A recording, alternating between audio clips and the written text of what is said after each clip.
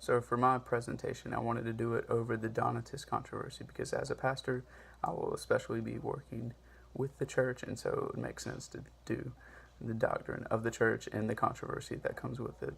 So for the Donatist controversy, it dealt with native African Christians who were mad against the Roman Church because most of them were falling to persecution and they were giving up the scriptures. And for that, they pushed hard on church membership and said they could not be church members because of their giving up of scriptures.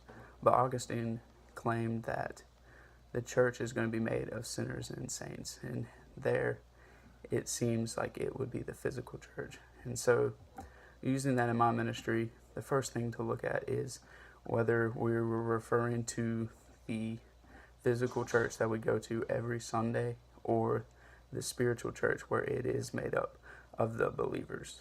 But looking at the facts and looking at Augustine's point of view, it seems to point to the local church where we meet every Sunday and every Wednesday, or so how often our churches meet.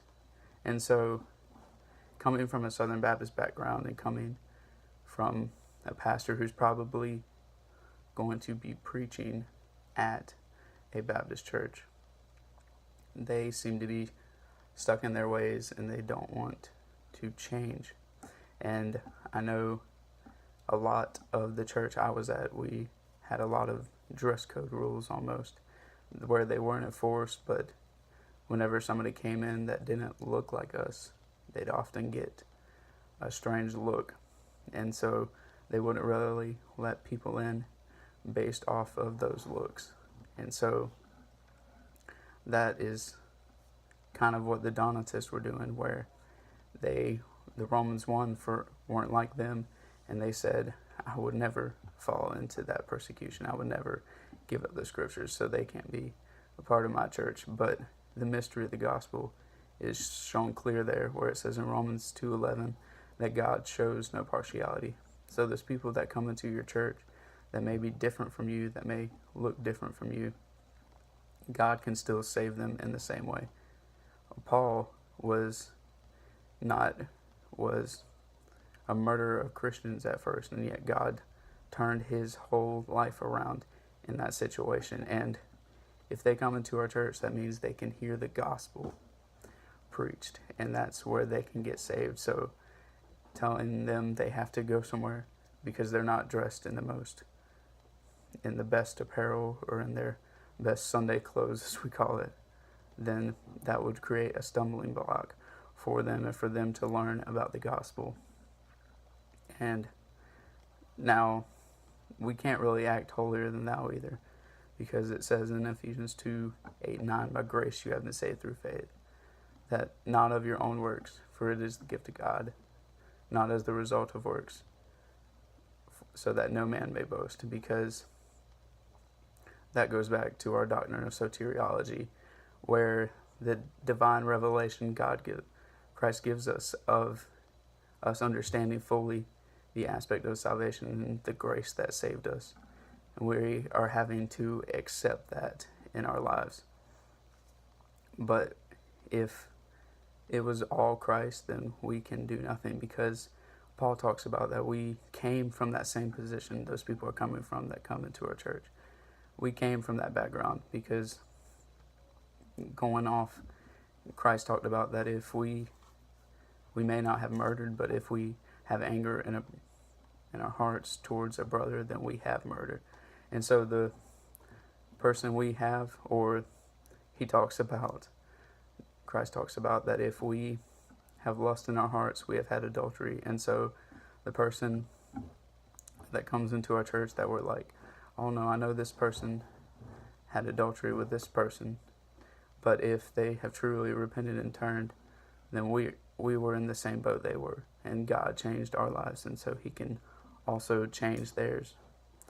But now church membership is a different story, because if you look at denominations across the world and across pretty much religion as in Christianity as a whole, all require salvation to become a member. Now Baptists and certain other people require something more, where Baptists require baptism, and then Catholics require you to do the different sacraments.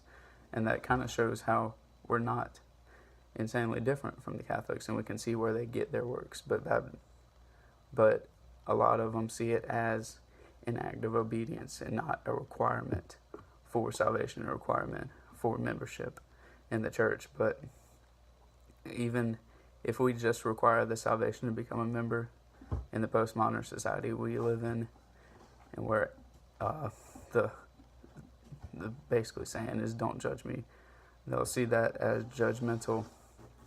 But that's where I know in my church, that's where I can't compromise, because if we compromise that portion, then we have to compromise.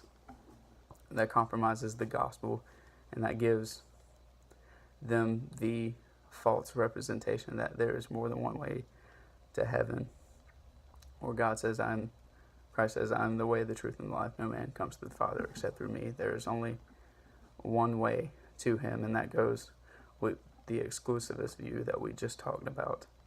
But with that, we can't compromise. And so, but we also can't turn against those who fall in persecution, because a lot of people in the church tend to act like that holier than thou. So when one person struggles with a certain situation, even if they haven't fallen into it, Christians tend to shun them away and then not speak to them based off of that. But as believers, in Proverbs 27:17, it says, iron sharpens iron, as one man sharpens another. So we are to encourage, and that's the times that we come together as brothers, because we all have our different struggles. Because he may struggle with this thing while you struggle with that, but based off of that, that is how we sharpen each other, and that's how we grow. And so, and we're all in this spiritual battle that we have talked about, and we're all in this spiritual battle, and we're all going to struggle with different things. But Romans 7:15 says, for what I am doing, I do not understand, for I am not practicing what I would like to do, but I'm doing the very thing I hate. And so when we see people fall in different situations, we think, I would never do that. I would never give up. The Donatist thought, I would never give up my scriptures in that persecution. And now it could be true for some, but often we like to think we have more faith than we actually do. And so, but Paul talked about it here, and he's had the faith more, and we strive to be like him. Yet he said that spiritual battle sometimes his flesh took over, and he knew the right thing to do. He desired in his heart to follow Christ and to do the right thing, but sometimes he did the very thing he hated. And that leads to a lot of people being labeled as hypocrites in the church. Now, some people, and a lot of times in our church, in the church today, we have a lot of carnal Christians, and we have a lot of people who like to live on the free grace gospel, where I can do whatever I want during the week as long as I come back to church on Sunday, because we are saved through grace. But Paul talks about that we should abound, that if we sin, that grace should abound. And he says, by no means. And if you look in the Greek, he meant it pretty intensely. And so, based on that aspect, we can't leave the church that we are in based off of that. We must look towards them and encourage them, and if so, we need to come to a brother in need, because if we can't come to them and tell them, how are we supposed to go to others on the outside and tell them the gospel? Now, it's not going to be the easiest thing, but we have to share with them the truth, or else they won't turn to it. So Hebrews, about not leaving church, Hebrews 10:23-25 says, let us hold fast the confession of our hope without wavering, for he who promised is faithful. And let us consider how to stimulate one another to love and good deeds, not forsaking our own assembling together, as is the habit of some, but encouraging one another, and all the more as you see the day drawing near. So that's what Paul is talking about here, to where we can't forsake the assembling together, because that is where the fellowship happens, and that is where we grow together, and that is where we encourage each other, because God never meant this life to be lived alone. And so through that we have fellowship with one another. And yes, there may be some people that are living their lives different, but that's when we should go to a brother in need, and go to that brother and try to approach them about it, because if they're truly believers, then they will see that and turn back to God. Now we can't change them. That is God's job. And all the theology we've learned and have been taught, I will need to teach to my church, especially because discipleship is the key, and that's lacking in the Baptist church. And that's why many Christians start off strong and then waver out, because they don't know what they believe. They don't know these basic doctrines of soteriology, human nature, sin, and grace, the doctrine of God, and who He really is. So this discipleship must happen to prepare the people for the work of God in this postmodern society. And as a pastor, I'm going to be held to stricter judgment, and that is how I should disciple those in need and teach the church these doctrines, so that they may know and live in this postmodern society we live in today. Thank you.